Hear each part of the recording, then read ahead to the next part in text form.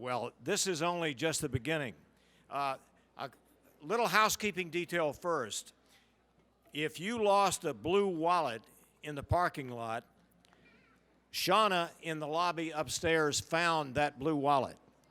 So you can go upstairs to the main lobby and ask for Shauna, and she has the blue wallet. And we don't know what's inside of it. Now, before we begin this evening's program, there's somebody that was very important to making this evening happen. In fact, I suspect that she's the reason that many of you are here. Nicole Adewale.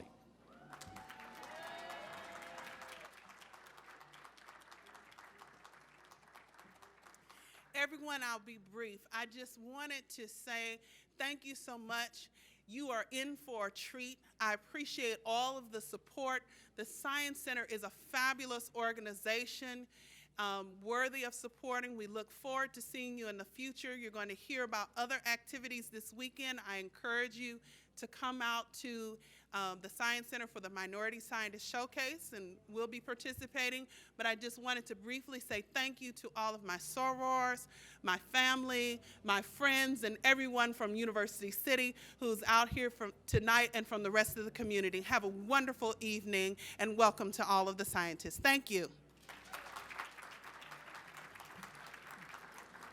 Isn't she fantastic? Let's hear it again. I think she needs a big cheer. All right.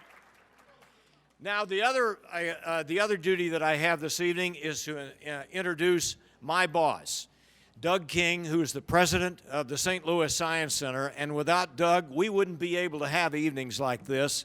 A man with vision, a man with compassion, a man who loves science, and I love working for Doug King. Please welcome my boss, Doug King.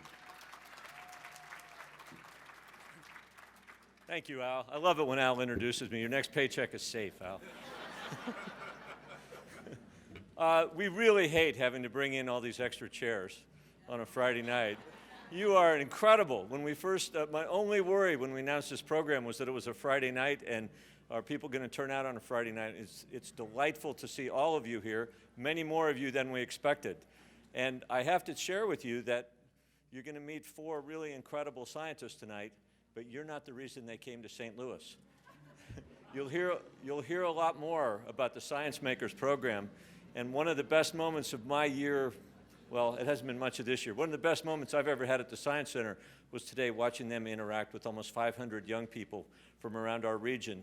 And we discussed the word role model, and we discussed the word inspiration, and really what is it that makes somebody decide what career to follow. If you think about what led you into the field that you have pursued, and there's great credible research to back this up, it's very often interaction with a specific person that you looked up to and said, wow, I could do that. Not, gee, I want to be a scientist, but I want to be Dr. Gladney. I want to be Dr. White. And so what happened here today was exactly that. Our mission at the Science Center is to ignite and sustain lifelong science and technology learning. There's a tremendous amount of ignition going on in this building this morning with their interaction with young people. But there was also their teachers, parents who brought them here, and those of you who helped support those educational programs that turned that spark of interest and that aha moment into the long road that it takes to really pursue a science career or any other kind of career. So, the first job is keeping them in school, giving them choices, making sure that they have a positive view of the world, and then, maybe some of them will become scientists, and more of them will become scientists because of what they saw this morning than before they came here today. So I just wanted to thank Dr. Diggs, Dr. Gates, Dr. Gladney, and Dr. White, who you will meet in detail for inspiring all of us today. I want to thank Julieanna Richardson of HistoryMakers for envisioning this program and for bringing it to St. Louis and to the St. Louis Science Center, and to Abe and Nicole, who helped sponsor this evening, and our board members of the Science Center. We really appreciate all of their support and the support from all of you over the years. 350,000 people participated in our educational programs last year. That's kind of a big, amorphous number.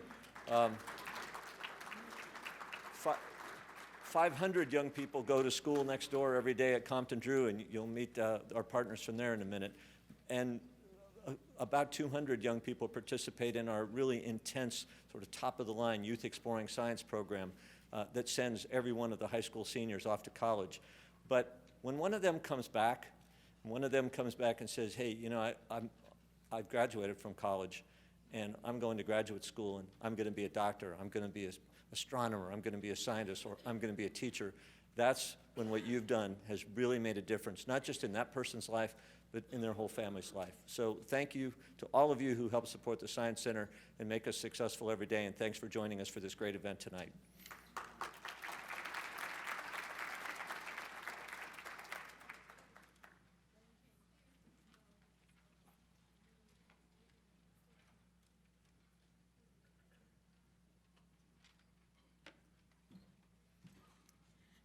Good evening. My name is Susan Reid, and I'm the principal of Compton Drew Middle School. We're right next door. We look like we're a part of the Science Center.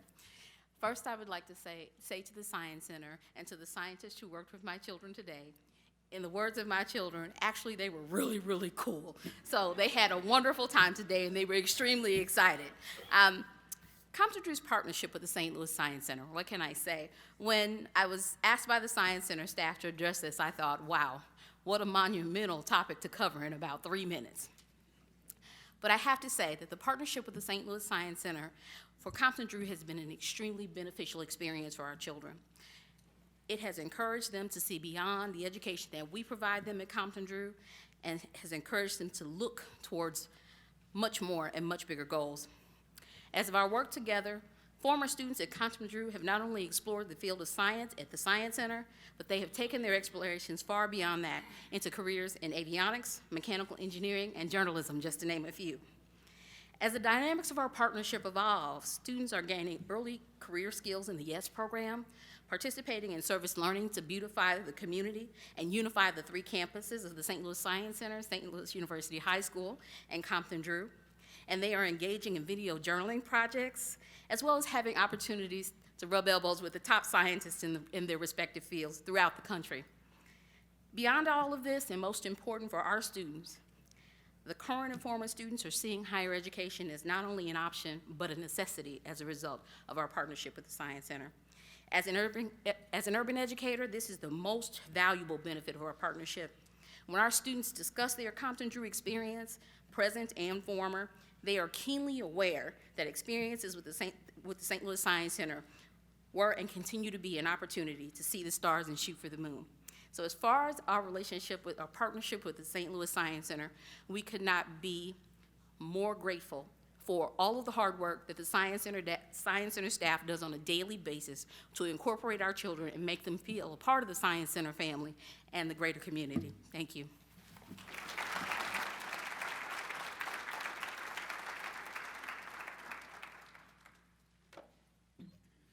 Thank you, Susan. When we acknowledged the students from Compton Drew, they showed that they were all in the house, so it was really good today. My name is Julieanna Richardson, and I'm pleased to be here this evening, and I want to start out by thanking Diane Miller. Diane, I don't know if you please stand. Diane is a member of our advisory board, and I had the pleasure of meeting her this summer. All of her input has really helped inform our project, and we're just pleased to be here. And she really has assembled a great team that includes Terrace Grimes, Orville Kirk, also Carolyn Ipama, who could not be here, but who we have worked with the last 3 months with daily conference calls, to really make our youth program this morning really work. I also want to thank Nicole Adewale for stepping forward as our event chair. And I want to let Doug King know that you really have a great team here. And all of them are top notch, and I have to judge you by the company you keep. I also want to thank our team. We are 8 coming here from Chicago. The Windy City, where we're located. Tom Desch, Fred Adams, Matthew Hickey, Chris Custich, Fran Montoro, Phyllis Ray, Carol Wolfick, and our Harvard Fellow for the year, Tim Turner, who has done an amazing job. He got dropped into our office and went to work immediately. I also want to acknowledge one person, well, actually two people.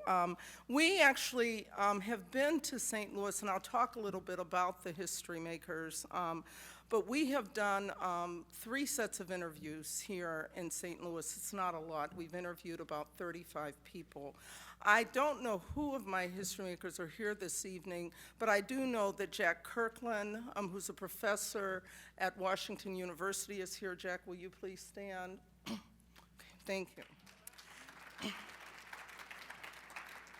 And then I have to show a little favor to someone that I've had great respect for a long time because my background is as a lawyer. Frankie Freeman is here. She is a legend in her own right, not only her work with NAACP, but as a civil rights activist. She is not, can I tell your age? Okay, she is 93 years old, and I mean really going strong. And when you can get that age and have the record, it's a testament for all of us. So that's why I was telling my scientists, you are just getting started. But Ms. Freeman, I can't thank you enough for being here. I also want to thank our scientists for agreeing to take part in this important program, because without them, we would not be here, and they've taken time out of their very busy schedules to be here, basically volunteering their time. Tonight you'll meet them, but we have Darnell Diggs, Sylvester Gates, Herman White, and Larry Gladney, who is a hometown hero from East St. Louis. So he was even in the front page of the newspapers yesterday, so we were very pleased to bring him back home. A little bit about our project, the HistoryMakers. It's our 10th anniversary. 10 years ago, I took off my legal hat and decided I want to go back to my American Studies roots and develop an archive of African Americans making a difference, to really record the history, not as fictionalized accounts, but as real stories told by people's own stories. To date, we have interviewed 2,000 people in over 80 U.S. cities and towns. We are the largest in the United States. We have 7,000 hours of African American testimony on tape. We have an amazing collection, but we are only 2/5 of my goal before I'll put on my retirement hat, because I want to do 5,000 interviews. We really are looking to start where the slave narratives ended. Back during the WPA project, there were 2,300 former slaves interviewed between the years of 1936 and 38. There had been basically no recording of the African American experience in the 20th century, and that is what our project is about. And we need each and every one of you helping us source, and helping us identify people, and volunteering as people have done to bring us to this point. We're headquartered in Chicago, but we have offices in Atlanta and Washington, D.C., and we like St. Louis here. So we're going to spend a little more time here. This past year, we received a $2.3 million grant from the National Science Foundation to expand our category of ScienceMakers. We had only done 35 interviews at that point, and frankly, I was not sure how we were going to expand our category. And then the National Science Foundation came through. Our goal under the grant is to create the largest repository of first-person stories of African American scientists. We will be adding to our existing collection and adding 180 interviews. We do what are called life oral histories. The grant also helped us produce a DVD toolkit, teaching aid, and host public programs at science centers, 10 science centers around the United States. What I'd like to do is we've brought a video that explains the project. If we could just play that, let's take a look.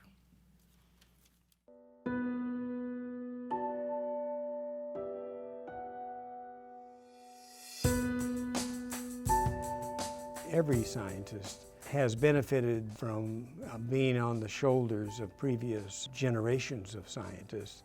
So there is a feeling of legacy about helping out the next generation of scientists.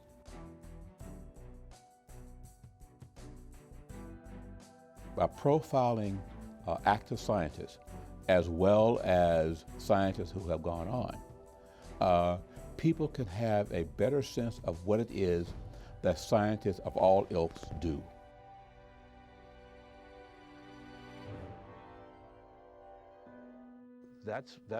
These things have a logic to them. There's some rational basis underlying, and it can be understood.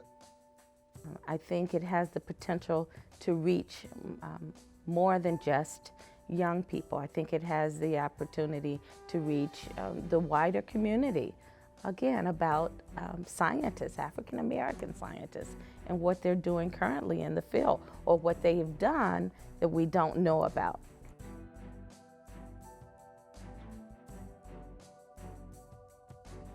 I see this as a great opportunity to gather primary archival materials on the lives of African American scientists.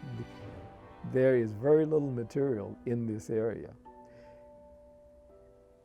Secondary, you can use these materials in your other projects, in particular to try to help young people to go into science.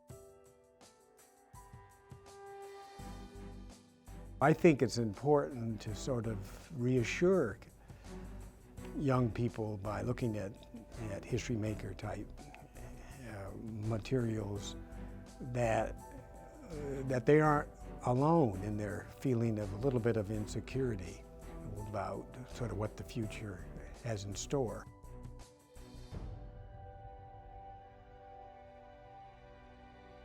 The mission of the HistoryMakers is extraordinarily important for the history of the United States, the history of America, especially for the history of African Americans in this country. It's important that our children have role models. I like science and math mostly because of the new and possibilities that you can get out of them. You can expand your knowledge to learn new, to have new questions waiting for answers. Anyone can succeed in science or many other areas of creativity and knowledge. And the formula for doing it is very easy. You have to put sustained time and work. If you do that, then you can succeed.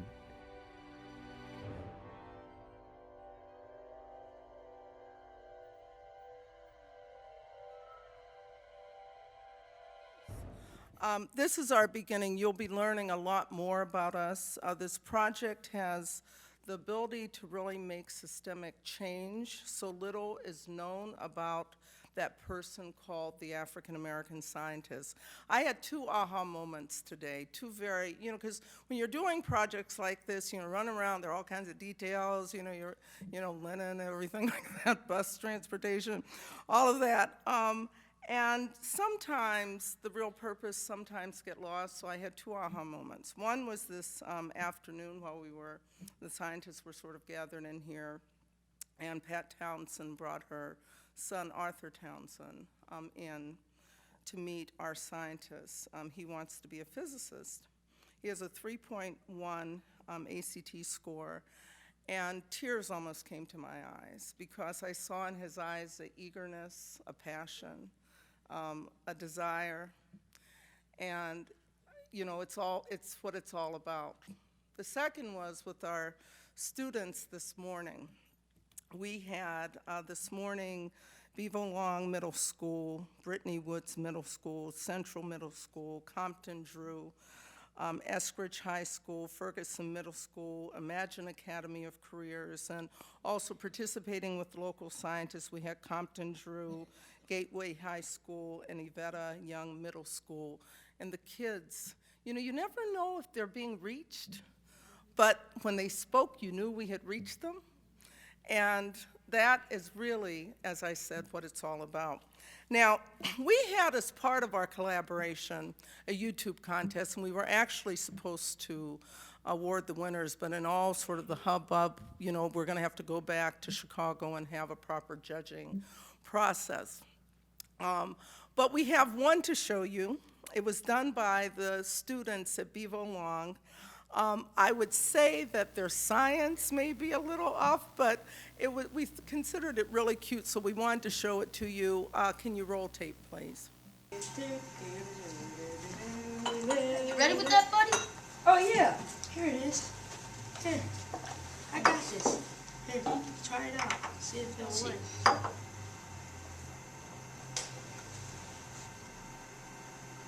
Is it working? I don't think so. This nigga's gonna die. Dude! I think it died. You just killed my plant! Sorry, man. Oops. Shouldn't be. Food in the lab. Yeah, you know. Oh, hi. My name is Dr. Eric Hall. I study immunologist. I graduated from University School of Philadelphia in 2018. I have won a lot of awards, like the one right here. I won that in Space Camp. Space Camp, you like, oh, that's boring. Space Camp is actually where we get to study about new things. And I won because I was the best me I can be. What I'm here to talk about today is I made a cure for cancer. Who inspired me was Edwin Cooper. Y'all probably thinking that, who is that? That is one of the biggest scientists in the world. I seen him in New York. He was talking about what he does for a living. And that admired me. Well, if he's saving people's lives, what about me? So now I'm going to talk to you what I did. Me and my friend right here, we made a cure for cancer. Well, back in my day, when I was not like one, people would think people with a lot of blood cells had cancer. It's actually wrong. Well, I want to show you. What we did was we studied on people who had cancer in their heart. Well, I'm going to show you how I did it. Ooh, reels tonight. What happened is people who with heart cancer is actually have less blood cells. So we made a patch that go over your chest that pumps the heart to make more blood cells to make people live. And you know how many people we saved? Sorry about the pronunciation, but you understand. We saved billions of people, me and my fellow citizens. So thank you for coming out, and I gotta get back to what I was doing. Doctor, I think I figured it out. You did? You messed up that measurement over here. You're only supposed to put 20 grams of chlorine, not 30. So is it living? I think so. Let me try. It's coming. It's coming. Is it We alive? got it. We got it. Yay! Yay! Give me a high five. Awesome. We're going to go back and look at the others. The assignment was that they would envision themselves as future scientists or one of our scientists, and all we did was give them a flip camera and ask them to use their imagination. So, you know, we'll see what else we got in store. And now, I would like to bring to the stage the youngest of our scientists here, who like all of the others, took time to be with us tonight. And he has earned the distinction of being named Black Engineer of the Year and also the top minority in science from Science Spectrum magazine. Please help me in welcoming physicist Dr. Darnell Diggs. Thank you.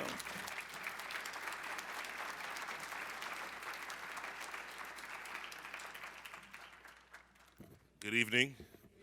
Just want to make a small correction. Well, I shouldn't say small, concerning Arthur Townsend. I think it was a mistake. She said you made a 3.1 on your ACT. We're going to move that decimal to the right. So it was a 31. Miss Franken Freeman said, I thought it was probably a little bit more than 3.1.